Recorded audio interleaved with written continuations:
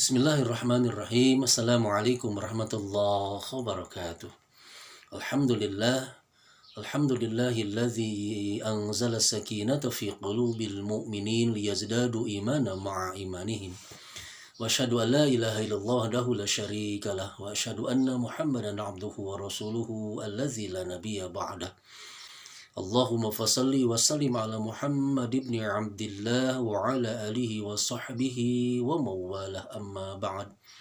Faya ibadallah usikum wa ya bitaqwallah faqad fazal muttaqun. Qala Allah ta'ala fi kitabihil karim wa huwa asdaqul qailin. A'udzu billahi minasy syaithanir rajim. Bismillahirrahmanirrahim. Ya ayyuhalladzina amanu ittaqullaha wa qulu qawlan sadida yuslih lakum a'malakum wa yaghfir lakum dhunubakum wa man yuti'illaha wa rasulahu faqad faza fawzan 'azima. Segala puji bagi Allah yang telah menurunkan as-sakinah, ketentraman, kedamaian, ketenangan ke dalam hati orang-orang yang beriman untuk menambah keimanan yang telah bersemayam di dalam jiwa dan dirinya. Kita bersaksi tidak ilah yang wajib disembah, dicintai hingga mati, melainkan hanya Allah satu-satunya Rabbul Izzati, sang pemilik kenikmatan yang hakiki dan abadi. Rabb yang senantiasa tak pernah berhenti memberi kita anugerah rezeki sejak kita lahir sampai nanti menikmati kehidupan yang abadi setelah kita mati. Dan kita pun bersaksi bahwa Nabi Allah Muhammad adalah hamba dan utusannya dan sebaik-baik teladan yang syafaatul uzbanya sangat rindukan dan harapkan. Semoga dengan terus kita berdoa dan mendoakan bersalawat kepadanya, semoga salawat, salam, kemuliaan tetap dilimpahkan untuk baginda kita, habibana wa nabiyana wa qurratu ayunina Rasulullah Muhammad sallallahu alaihi wasallam, sahabat-sahabatnya, ahlul baitnya yang mukraman, insya Allah termasuk kita umatnya yang beriman hingga akhir zaman. Ibu-ibu yang Allah muliakan, di kesempatan pagi yang penuh berkah ini, saya ingin mengajak dan bertafakur tentang meraih keselamatan di bulan suci Ramadan. Dalam sebuah hadis mauquf, hadis yang sampai kepada sahabat-sahabat Nabi, tidak sampai kepada Rasulullah yang mulia. Jadi boleh jadi ini adalah asar, ucapan, perbuatan, atau diamnya sahabat. Diriwayatkan dari Yahya bin Katsir, seorang tabi'in, bahwa sebagian sahabat-sahabat Nabi itu kalau memasuki bulan suci Ramadan atau ketika mau datangnya bulan suci Ramadan, mereka sebagian ada yang berdoa dan mengucapkan doa, Allahumma salimni li Ramadan. Ya Allah, selamatkanlah aku hingga sampai di bulan Ramadan. Ini doa di awal-awal sebelum memasuki bulan suci Ramadan. Doa ini meminta kepada Allah agar diberikan kekuatan, kesehatan fisik, kesehatan jasmani, kesehatan akal dan rohaninya agar sampai di bulan Ramadan. Wasallim li Ramadana, dan selamatkan Ramadan untukku. Maknanya meminta kepada Allah agar di bulan Ramadan yang penuh berkah ini dia bisa beramal dengan maksimal setiap detiknya, setiap menitnya, setiap jamnya, hari, pekan sampai akhir bulannya, tidak ada yang terlewatkan kecuali dia mengisinya dengan amal kebaikan, dengan kesolihan, dengan kebajikan yang ikhlas, yang luar biasa. Wa tassalamhu minna mutaqabbalan, dan terimalah amal-amalku selama bulan suci Ramadan. Nah, pertanyaannya kemudian, pernahkah kita membaca doa ini di awal bahkan sebelum bulan suci Ramadan? Artinya kita minta keselamatan, diselamatkan oleh Allah, dan Ramadan ini betul-betul menjadi wasilah Allah memberi kita keselamatan yang kita isi di dalam dengan amal kebaikan, dan kebaikan-kebaikan itu kemudian diterima oleh Allah Subhanahu wa ta'ala. Kata Syekh Ibnu Rajab Al-Hambali, beliau pernah mengatakan, jangankan banyak, satu saja ada amalan yang diterima oleh Allah, amalan-amalan kita, kebaikan-kebaikan kita yang diterima oleh Allah, satu saja kata beliau, boleh jadi sholat kita, baik yang wajib maupun yang sunnah, saum kita yang wajib ataupun yang sunnah, satu kali saja, maka kata beliau itu bandingannya, kebaikannya melebihi langit dan bumi. Masya Allah, tabarakallah. Ibu-ibu as-saimat, hamba-hamba Allah rahimakumullah. Nah, kemudian bagaimana kita bisa meraih keselamatan di bulan suci Ramadan yang indah dan penuh berkah ini? Dan boleh jadi, nauzubillahi min zalik, ini menjadi Ramadan kita yang terakhir. Tapi berharap mudah-mudahan ini bukan yang terakhir.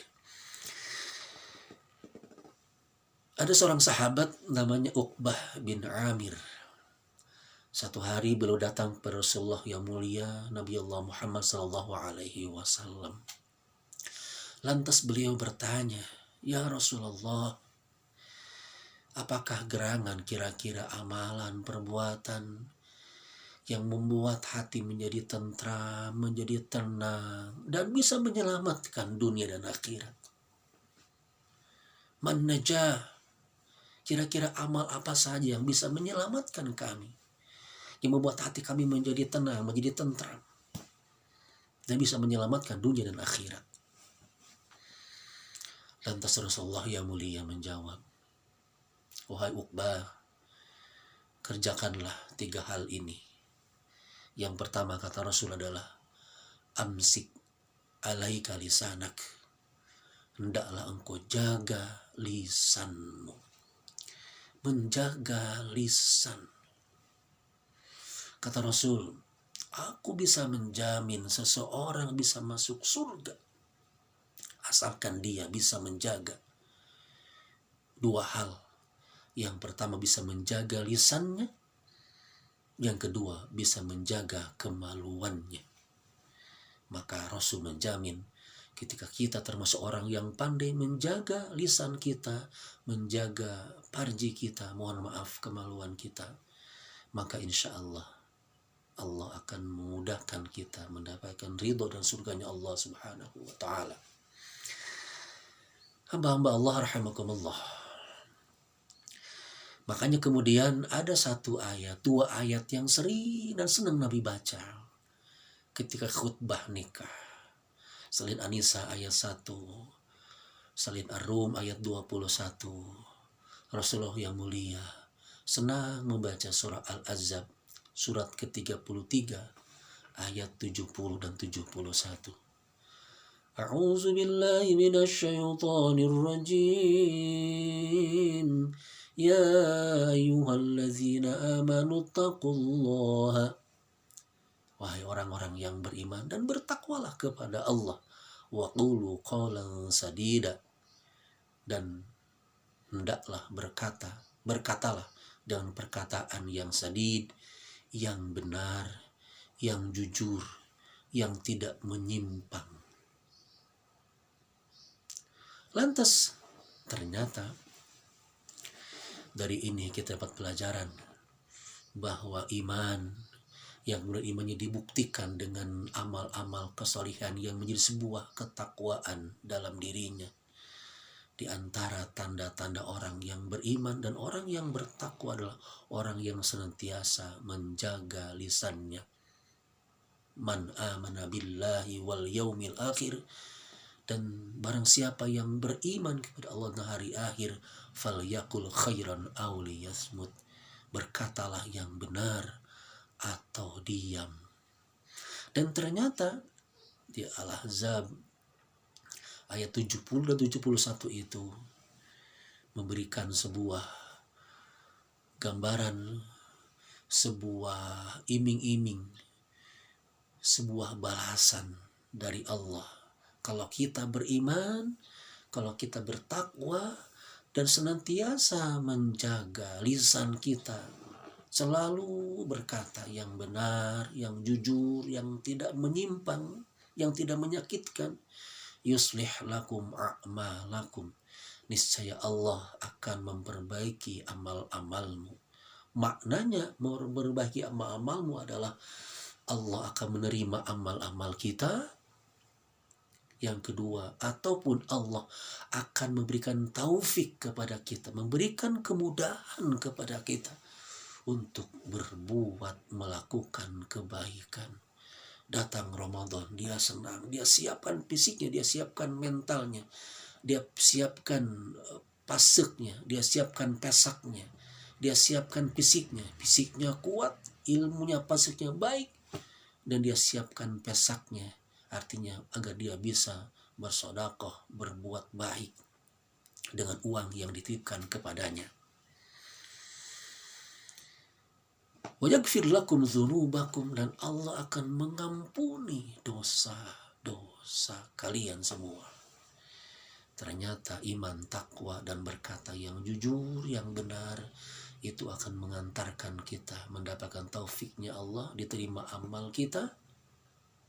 Makanya mengapa kemudian Rasul menyampaikan Allah tidak butuh dengan puasa seseorang yang dia menahan lapar dan haus sejak datangnya waktu azan subuh sampai terbenamnya matahari, bila dia tidak bisa menjaga lisannya.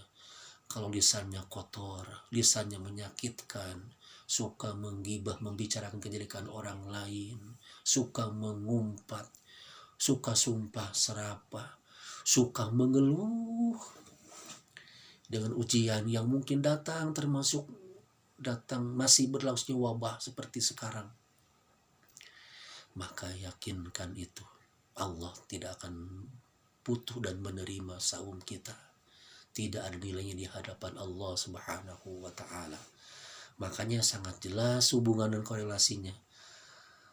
Madrasah saum adalah luar biasa untuk selalu mengajak kita. Dan boleh jadi mengapa ada satu hikmah yang dari sekian banyak hikmah sekarang orang keluar rumah harus pakai masker semata-mata karena takut corona. Seperti itu. Padahal boleh jadi ini sebuah hikmah yang Allah berikan kepada kita. Artinya, hakikatnya, kita harus senantiasa menjaga lisan kita. Mengapa kita sangat takut dengan makhluk Allah kecil yang bernama corona itu? Tapi tidak pernah kita merasa takut. Lisan kita tidak pernah terjaga dari hal-hal yang baik, dari ucapan-ucapan yang baik dan menyelamatkan. Amsik alaika lisanak, jaga lisanmu, maka engkau akan jadi orang yang selamat, orang yang tentram, orang yang selamat di dunia wal akhirah. Yang kedua, as-saimat hamba-hamba Allah rahimakumullah adalah wal ya'saka baituk, dan hendaklah engkau luaskan, lapangkan rumahmu. Rumah yang terbaik adalah bagian rumah yang disyukuri. Bukankah Allah menyampaikan dalam surat An-Nahl ayat 80, A'udzubillahi minasyaitonirrajim. Wallahu ja'ala lakum min buyutikum sakana. Dan Allah telah menjadikan untuk kalian itu dari rumah-rumah kalian tempat tinggal yang harus disyukuri. Bagaimana cara bersyukurnya? Jadikan rumah itu tempat yang terbaik, tempat yang indah untuk kita beribadah kepada Allah. Tempat kita mengadu, tempat kita memohon, tempat kita menyembah, tempat kita berkeluh kesah. Itulah rumah yang terbaik. Makanya rumah yang terbaik itu yang di dalamnya ada musola, ada tempat khusus yang Allah siapkan untuk kita sholat, untuk kita mengabdi, untuk kita menghamba kepada Allah Subhanahu wa ta'ala. Rumah-rumah yang barokah, rumah-rumah seseorang dikatakan mensyukuri nikmat rumah ketika rumah itu digunakan sebanyak-banyaknya oleh sang penghuni rumah untuk lebih dekat kepada Allah Subhanahu wa ta'ala. Maka kata Rasul, bandingannya antara rumah yang di dalamnya selalu ada zikrullah, para penghuninya selalu berzikir mengingat Allah lewat lisannya, lewat perbuatannya, lewat hatinya, dan dia mendirikan salat di dalamnya, dibanding orang-orang yang memiliki rumah yang megah bertingkat-tingkat luar biasa indahnya, tapi tidak pernah jauh dari zikrullah, tidak pernah ingat kepada Allah, tidak pernah bersyukur kepada Allah, tidak pernah mendirikan sholat. Kata Nabi, itu laksana seperti rumahnya orang yang hidup dengan orang yang mati.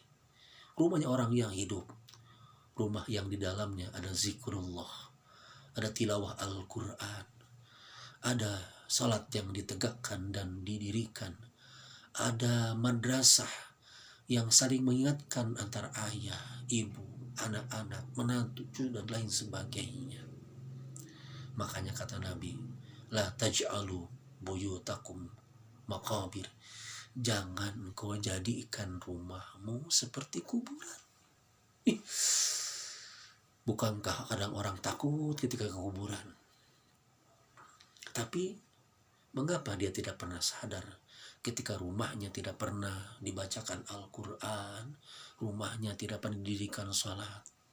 Kata Nabi, itu dianggap seperti kubur, dicap, distempel, diberi label oleh Allah, oleh Rasul seperti kuburan. Maka jadikan rumah-rumah kita rumah-rumah yang indah, yang tempat kita mengabdi, menghamba, membaca Al-Quran di setiap saatnya. Wal ya'saka bait. Apalagi di bulan Ramadan seperti ini, luaskan rumah kita, baik lewat salat yang kita dirikan, lewat tilawah Al-Quran, ataupun kebaikan-kebaikan yang tersebar dari rumah-rumah kita. Ada ketentraman, kedamaian yang di rumah-rumah kita.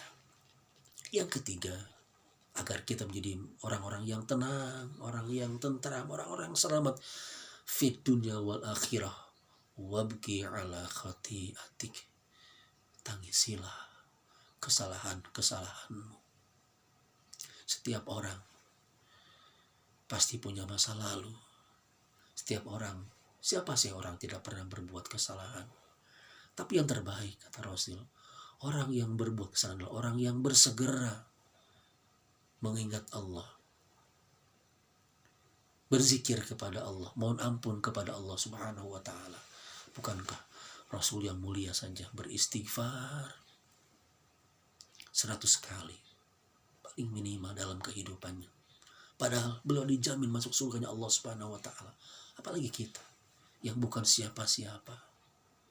Makanya banyak berzikir, banyak memohon ampun kepada Allah Subhanahu wa ta'ala. Apalagi Ramadan adalah syahrul maghfirah, bulannya mendapatkan ampunan Allah sebanyak-banyaknya. Saum kita menghadirkan ampunan Allah, insya Allah. Salat tarawih qiyam Ramadan, kita tahajud, kita akan menghadirkan ampunan Allah. Berbuat baik, membaca Al-Quran, insya Allah akan menghadirkan ampunan Allah. Mudah-mudahan kita termasuk orang-orang yang selamat dan bisa menyelamatkan orang lain. Mari kita amalkan hadis Imam At-Tirmidzi ini. Dengan 3 hal ini insya Allah kita menjadi orang-orang yang selamat. Tidak hanya kita yang selamat, juga bisa menyelamatkan orang lain, menyelamatkan keluarga kita. Jaga lisan kita, luaskan rumah kita dengan makna banyak diisi dengan berbuat baik, berbuat kebaikan di dalamnya. Mari kita tangisi dosa-dosa kita. Perbanyaklah doa-doa yang dipanjatkan oleh para nabi dan rasul yang isinya minta ampun kepada Allah Subhanahu wa taala. Rabbana zalamna anfusana wa illam taghfir lana wa tarhamna lanakunanna minal khasirin. Doa Nabi Allah Adam alaihi salam dan doa-doa yang lainnya. Mudah-mudahan Allah menerima saum Ramadan kita dan seluruh amaliyah yang lainnya. Dan kita bermohon kepada Allah, ya Allah, mudah-mudahan Allah segera mengambil, Allah segera menghilangkan, menjauhkan virus-virus ini, wabah ini dari kehidupan kita.